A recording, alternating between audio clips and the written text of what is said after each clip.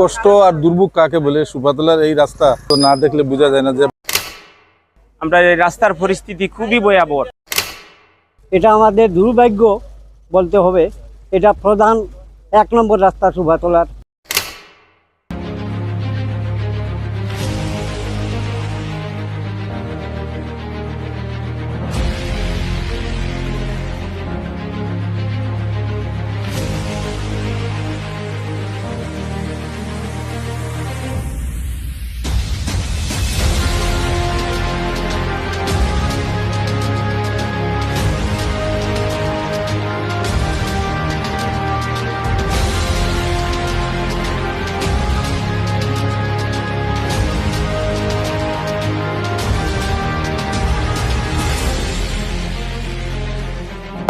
এই রাস্তাটা আমি জানা আছে একদম শেষ পর্যন্তই। একটা বিষয় হচ্ছে আমরা এখন যে টেন্ডারে প্রক্রিয়ার মধ্যে আছি সেখানে হচ্ছে এই রাস্তার একদম যেটা শেষ পর্যায়ে সেখানে একটা প্রজেক্ট দেওয়া আছে, বাট এই শুরুর জায়গাতে দুটো ঝামেলা। একটা হচ্ছে রাস্তা খারাপ, আর একটা হচ্ছে ড্রেনেজ ব্যবস্থা নেই এখানে। মানে মাঝখানে প্রায় 200 মিটার মতো ড্রেন নাই।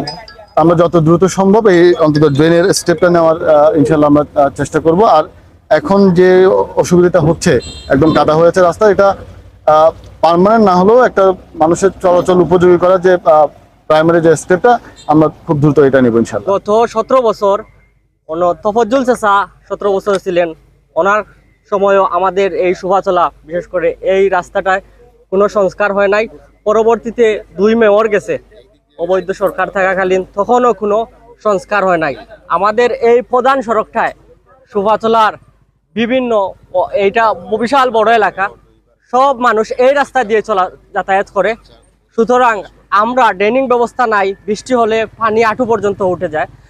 এবং কি এই গর্ভবতী মহিলারা যখন রাস্তায়, আমিও কতদিন আগে আমার বোনকে নিয়ে হাসপাতালে যখন গেছি, তখন রিক্সা ড্রাইভারকে হাতে পায়ে ধরছি।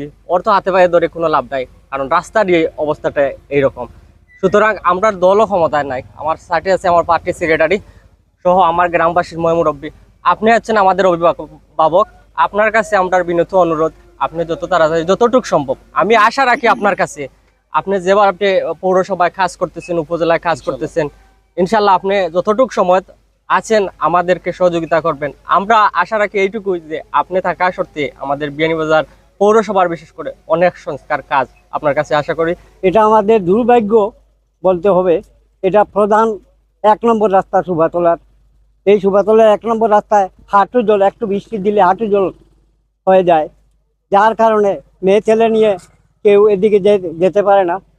ঘুরে দাসগাম হয়ে সুপাতলা আসতে হয়, কারণ এটা আমাদের ভাগ্যের নির্মম পরিহাস বলতে হবে।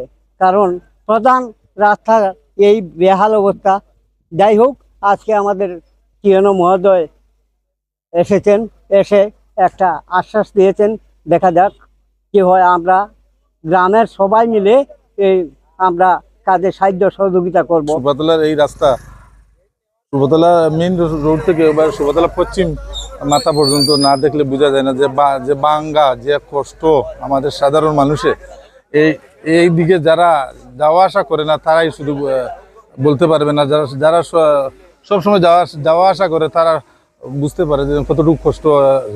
তো রাস্তার যে অবস্থার কারণে আমার সুপাতলার মুরব্বী যুবক ও আমাদের টিয়ন সাহেব এই যে আমরা রাস্তার মধ্যে আসলা, আমি দয়া করি টিয়ন সাহেবের কাছে অনুরোধ করি, আর আমরা এই রাস্তার পরিস্থিতি খুবই ভয়াবহ।